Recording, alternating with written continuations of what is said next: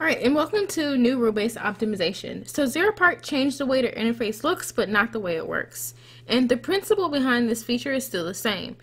So, however, this new look adds an option to automatically create the most common optimization rules. In this way, the whole process takes seconds. So the following guide is going to describe how to create the rules automatically and manually. All right, so how does it work?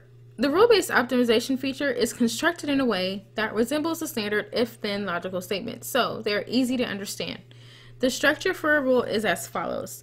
If a condition is met for the selected criterion within a given time frame, then perform a certain action. You can create more than one rule, and the system will follow each rule in order from the first to the last one. So your automatic rule creation. The new look of the rule-based optimization feature allows you to create 3 most popular rule types with one simple click.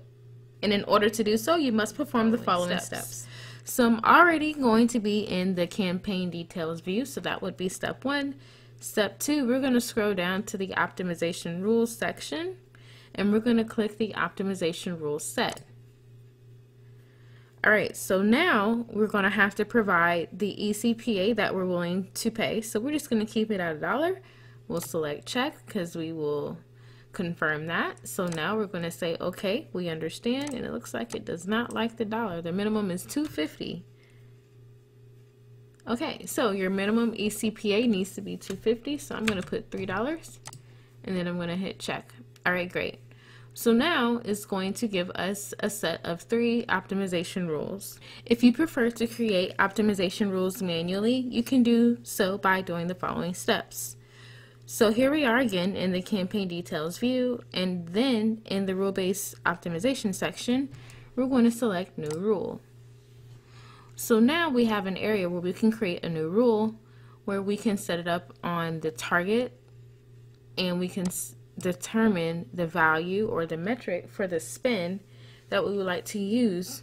So this is going to be where we set our condition value and our condition metric. Now, next, we're going to need to set up our criteria related to the ROI, the conversion, the ECPA or the conversion rate, and we need to say what percentage we want it to be greater than or less than.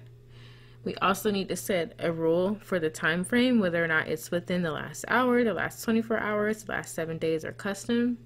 And then we need to set a rule for then. Do we want to pause the campaign? Do we want to bid up? Do we want to bid down?